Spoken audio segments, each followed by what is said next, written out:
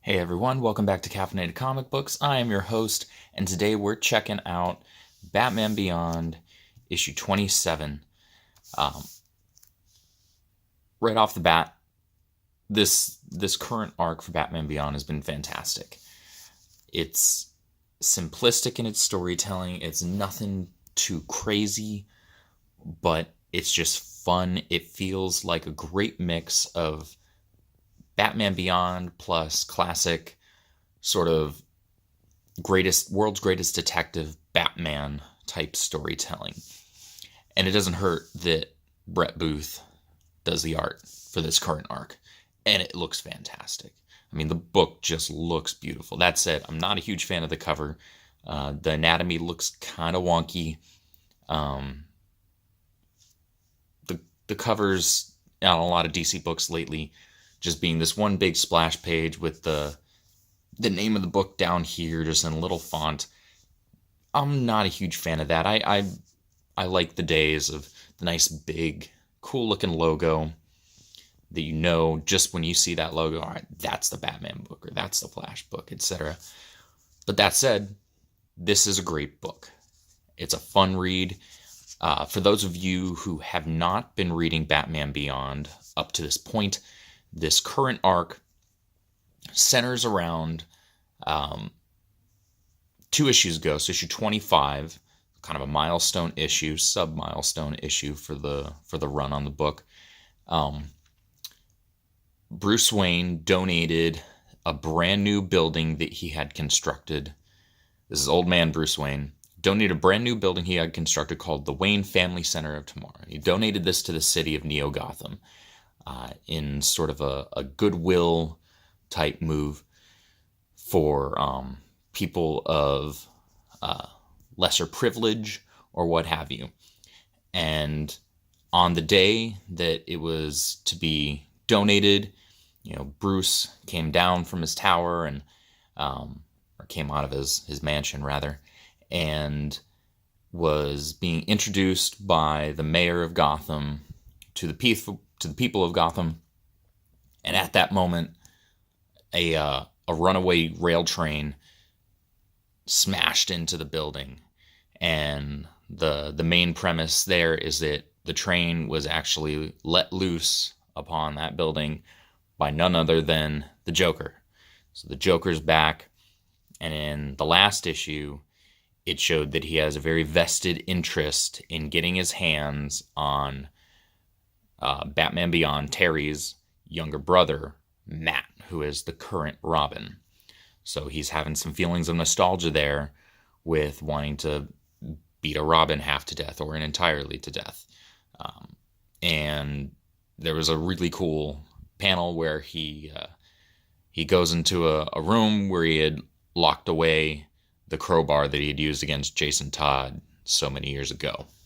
But with that, we pick up, and Terry is on the hunt for the Joker. Both he and Matt and the rest of the former Bat family, who are presently in the Batcave, and they're trying to figure out where this psychopath that has caused them all so much tragedy, so much turmoil, and in some cases death, where this guy's at, and they can't find hide nor hear of him. But right off the bat, we're looking at just a great entry page of Terry. Now, Batman Beyond was an incredible cartoon. I loved it. I loved it as much, if not just an itty bit more, than the original Batman the Animated Series from the 90s, but I guess that's a bit of an aside. Great page here, opening splash page. And this current arc is called The Final Joke. So this is part 3 of that. I believe it's a 6-issue arc, if I remember correctly. That's fine. Or just keep Booth on the book. That's all you need to do, as far as I'm concerned. But Terry needs a bit of a breather. The last issue was quite harrowing for him. So he's going to meet up with his girlfriend, Melanie, who was part of the Royal Flush Gang, if I remember correctly. It's been a minute. since I last watched the show, and she's had zero involvement in this arc up until now. But I believe that's who that was.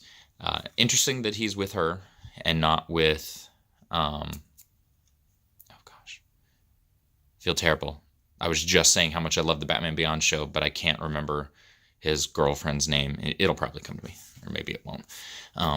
He's meeting up with her in the park, and apparently he had revealed his identity to her after all this time of them knowing each other, all this time of them kind of becoming very close.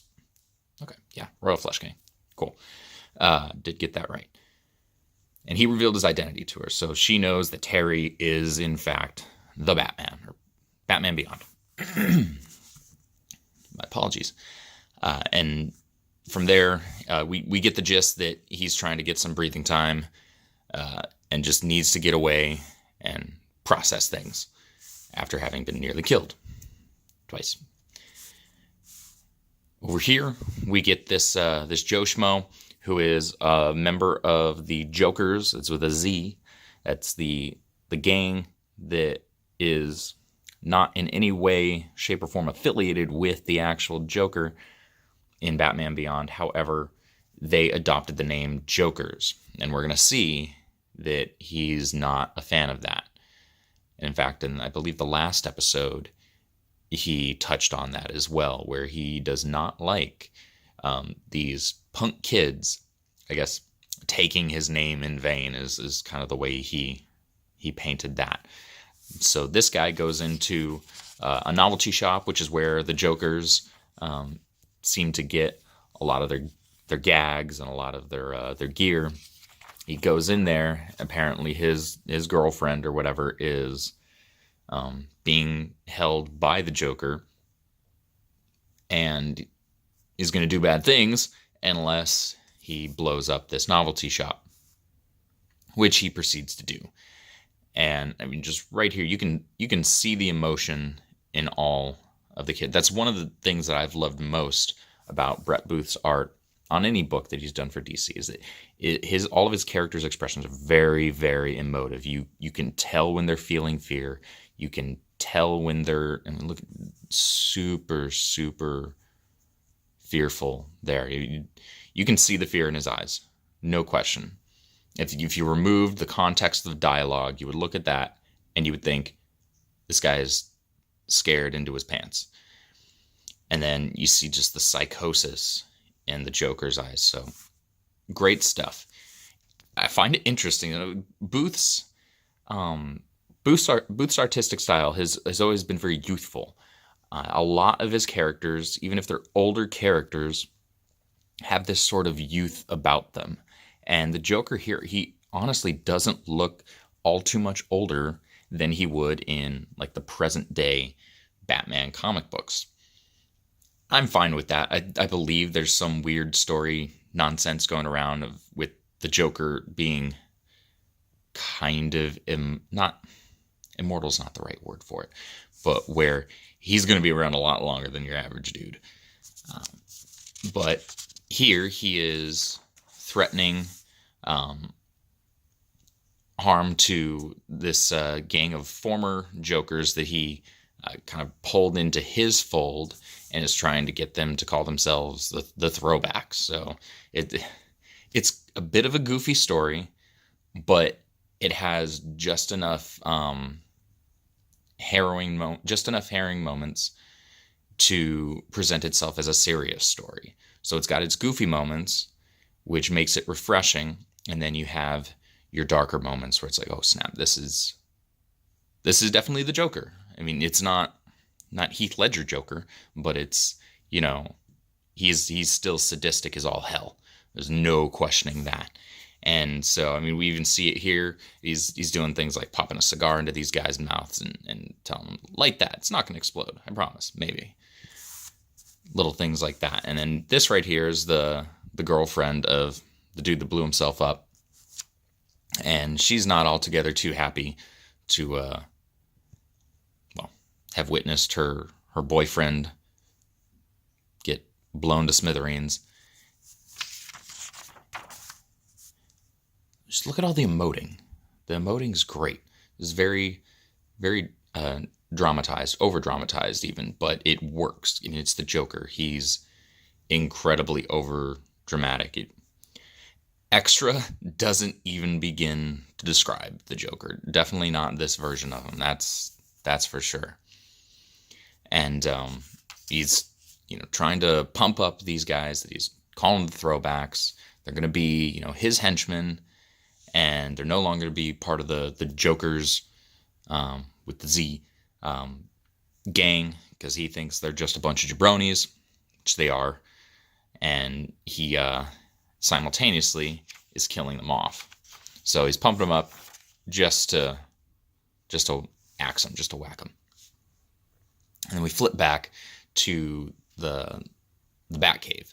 So in the Batcave, we've got a bit of a grizzled Dick Grayson and I believe his daughter, if I remember correctly. We've got Barbara Gordon, who Barbara is supposed to be like in her 50s, I believe. I actually was messaging Brett Booth over Twitter. You can follow me at Caffeinated CBS. Shameless plug, whatever. I was messaging Brett Booth and noting that his illustration for Barbara Gordon in this book was measurably more youthful in appearance than it was in the prior issue. So issue 25, he did not illustrate. He started with issue 26. And Barbara had already been introduced into the story at that point. And so there's a huge difference between how she looks in issue 25 and how she looks in issue 26. Now, obviously, I prefer 26, but that's part and parcel to Brett Booth just being one of my favorite artists on any book, really, period. But he explained to me that she was supposed to look about in her 50s, if I remember correctly. And I said, well, shoot, I need to take notes on whatever she's taking vitamin-wise, because she's looking pretty darn good. I mean, she could still suit up. In the prior issue, pick up issue 25 and issue 26. They're good reads. They're fast reads. And in issue 26 specifically, where Booth jumped onto the book, he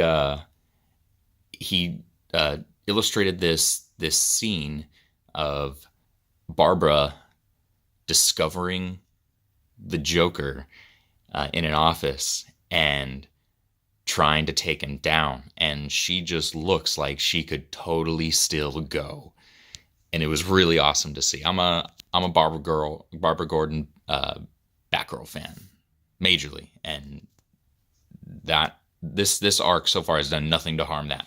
But anyway, cycling back, we've got Matt here, he's not quite Jason Todd cocky, so he has a what's the word I'm looking for? He has this youthful energy about him. So he in some ways reminds me of Dick Grayson's earlier Dick Grayson Robin or Tim Drake Robin, where he's enjoying it. But at the same time, he's got a little bit of a big head to where he doesn't quite think he's untouchable, but he maybe needs to be a little bit more cautious. He's very quick to run into danger or fly into danger, as he and Terry both have wings. And he says that he's going to go track down Terry, and then the two of them are going to go take down the Joker. This is after they've heard on the news about that exploding novelty shop that they all suspect was carried out by the Joker or by one of the Joker's henchmen.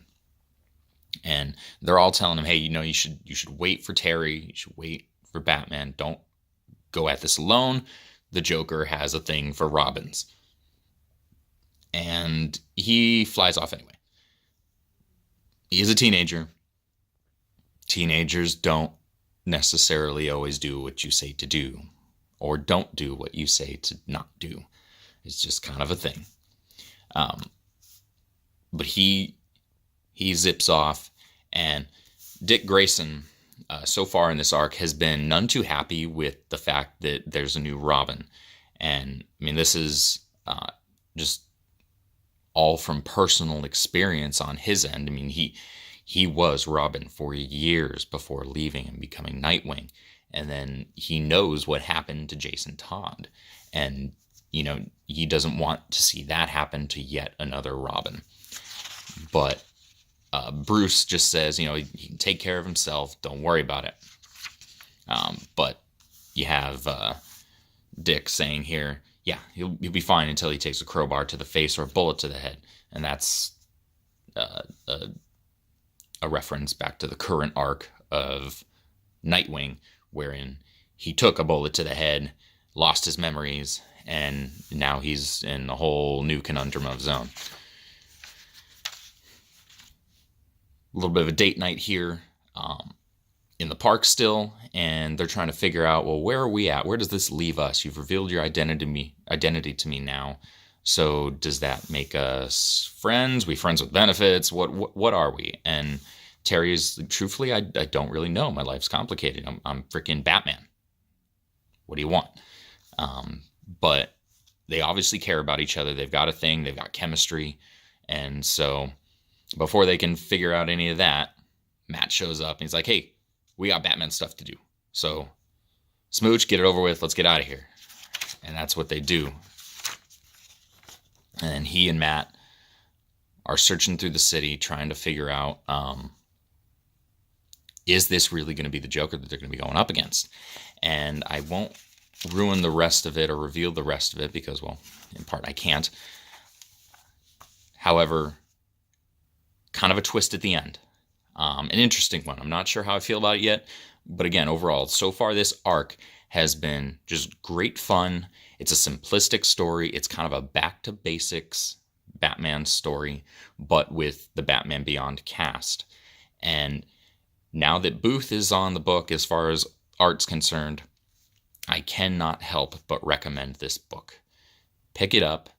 Pick up 25 and 26 as well. That way you have a little more context for this. I know I briefly touched on what the overall premise for this arc is, but it's worth your $4 per book to check it out. Anyway, guys, let me know in the comments if you picked up this book. Let me know if you like the video, if you like this sort of content. Let me know what kind of other content you'd like to see. You can follow me on Twitter and on Instagram at CaffeinatedCBS. If you want to subscribe, please hit subscribe. Hit the bell for notifications. Again, please comment down below. Let me know if you've been reading the Batman Beyond book up to this point. So not just this present arc, but if you read the earlier arcs as well. So the first 20 some odd issues. And I will be back with more comic book reviews later on.